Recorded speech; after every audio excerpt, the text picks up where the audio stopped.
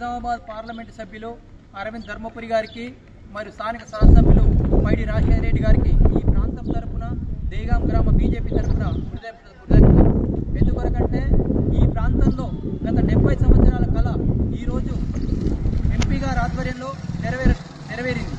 అదేంటి అంటే ఉత్తర భారతదేశాన్ని కలుపుతూ ఆర్మూర్, పటాన్చెర్, ఆదిలాబాద్ కొత్త రైల్వే లైను ఈరోజు కేంద్ర మంత్రివర్యులు రైల్వే శాఖ మంత్రులు అశ్విని వైష్ణవ్ గారు ఈరోజు డిఆర్పి కొరకు ఆమోదం తెలపడం జరిగింది.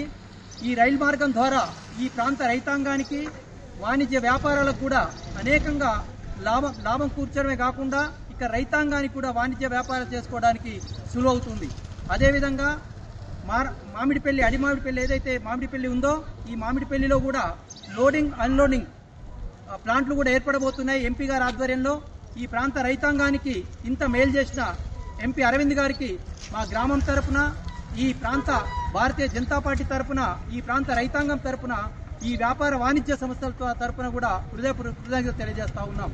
ఈ రైల్వే లైన్ మార్గం ఎలా అంటే ఆర్మూర్ టు బోధన్ టు పటాన్చెర్, అదేవిధంగా ఆర్మూర్, పెరికిట్ను, నిర్మల్ నుండి ఆదిలాబాద్ కలుపుతూ ఉత్తర భారతదేశానికి మన రైల్వే లైన్ లింకు కాబోతున్నది. అందుకొరకనే ఈ ప్రాంత ప్రజల తరపున కృతజ్ఞతలు తెలియజేస్తా ఉన్నాం.